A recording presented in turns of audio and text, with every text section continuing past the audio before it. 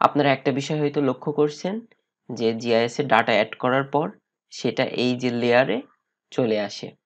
তো এই লেয়ারে অর্ডারটা কেমন হবে, কোনটার পর কোনটা আসবে, এটা সম্পর্কে আজকে জানবো এবং লেয়ার প্রপার্টিজের বিভিন্ন ব্যাপারগুলো দেখব। তাহলে আমরা শুরুতে ডাটা অ্যাড করে নিই। আমরা এখান থেকে এই পর্যন্ত শিফট চেপে সিলেক্ট করে নিই, এই ডাটাগুলো অ্যাড করি। এই ডাটাগুলো আপনি ভিডিওর নিচে ডেসক্রিপশনে পেয়ে যাবেন। এখন এখানে আপনারা লক্ষ্য করছেন যে ফার্স্টে পয়েন্ট ডাটা আছে, তারপর লাইন ডাটা, তারপরে হচ্ছে পলিগন। এই অর্ডারটার থাম্ব রুলই হচ্ছে যে শুরুতে পয়েন্ট ডাটা থাকবে, তারপর লাইন ডাটা থাকবে, তারপর পলিগন ডাটা থাকবে। এখন আমাদের প্রয়োজন অনুযায়ী কিছু মডিফিকেশন দরকার হতে পারে, সেটা অন্য ব্যাপার, কিন্তু থাম্ব রুল হচ্ছে এটা। এখন এটা যে পয়েন্ট ডাটা আমরা কি করে বুঝলাম? যদি এই ডাটার উপর রাইট ক্লিক করে আমরা প্রপার্টিজে যাই, তারপর যদি সোর্সে যাই, তাহলে দেখেন এখানে জিওমেট্রি টাইপে লেখা আছে পয়েন্ট। এ কারণে বুঝলাম এটা পয়েন্ট ডাটা। তাহলে আমরা লেয়ার প্রপার্টিসের একটা সেগমেন্ট, এই যে সোর্স, এটা একটু ক্লিয়ার হয়ে নেই। এখানে কি কি আছে? ফার্স্টে এটা যে একটা শেপ ফাইল সেটা দেখাচ্ছে, তারপর এই শেপ ফাইলটা কোথায় আছে তার লোকেশন আছে, তারপর এর জিওমেট্রি টাইপ কি, এটা হচ্ছে পয়েন্ট, তারপর আরো প্রজেকশন রিলেটেড ইনফরমেশন আছে। তো আমরা লেয়ার প্রপার্টিসের সোর্সে এই জিনিসগুলো সম্পর্কে জানতে পারবো। এখন আমরা এটার সিম্বলজি চেঞ্জ করতে চাচ্ছি। এই যে বিডি এয়ারপোর্ট, এটা সিম্বলজি চেঞ্জ দুই ভাবে করা যায়।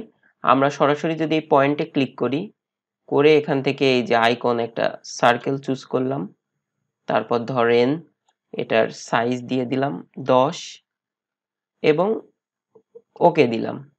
আচ্ছা, আমরা এই ডাটাগুলো আনচেক করে দেই যেগুলো এখন লাগছে না। বিডি অ্যাডমিন বাউন্ডারিটা থাক।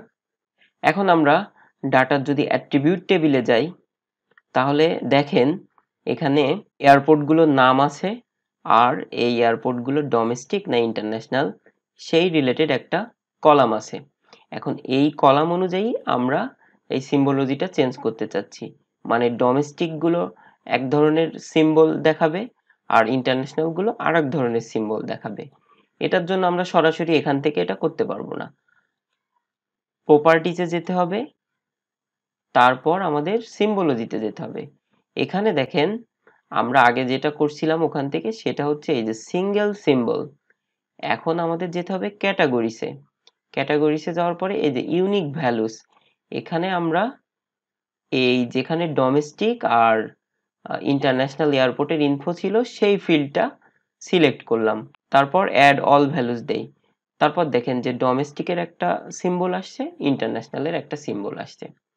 এখানে আরেকটা ব্যাপার খেয়াল করেন, অল আদার ভ্যালুস বলে একটা অপশন আছে। এখানে যদি কোনো ফিল্ড মাঝে মাঝে ফাঁকা থাকে, যেমন আমরা সেটা ডোমেস্টিক কি ইন্টারন্যাশনাল এই কথাটা ইনপুট করি নাই, তখন সেটা অল আদার ভ্যালু হিসেবে কাউন্ট হয়। এখানে নেই ওই ব্যাপারটা, তাহলে আমরা এটা আনচেক করে দিতে পারি।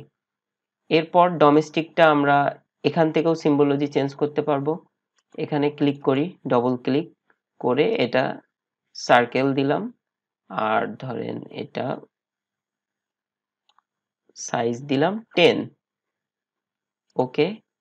আর এই যে ইন্টারন্যাশনালটা, এটা ধরেন এই স্কোয়ার দিলাম 10, আর কালার দিলাম ব্লু, তারপর ওকে। এখন দেখেন আমরা সহজেই বুঝতে পারছি কোনটা ডোমেস্টিক আর কোনটা ইন্টারন্যাশনাল। এখন দেখেন আমরা আরেকটা ব্যাপার দেখাই, এই ডোমেস্টিকের যদি সিম্বলজিতে যাই, তারপর আমরা এখানে কিন্তু সার্চ দিতে পারবো। এয়ারপোর্ট লিখে যদি সার্চ দেই, তাহলে এই রিলেটেড আইকন দেখেন চলে আসছে। এখানে প্লেনের আইকন আছে, এখান থেকে আমরা এই আইকনগুলো নিতে পারবো।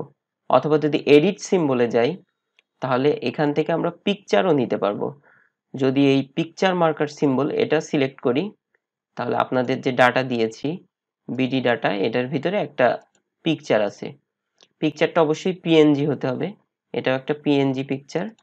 নিয়ে ওকে দেই, তারপর এই যে কালারটা আছে এটা নো কালার করে দেই, আমরা একটু সাইজটাও বাড়াতে পারি, তারপর ওকে দেই। এখন দেখেন আমি এই ডোমেস্টিক এয়ারপোর্টের সিম্বলটা পিকচার দিয়ে রিপ্লেস করে দিলাম।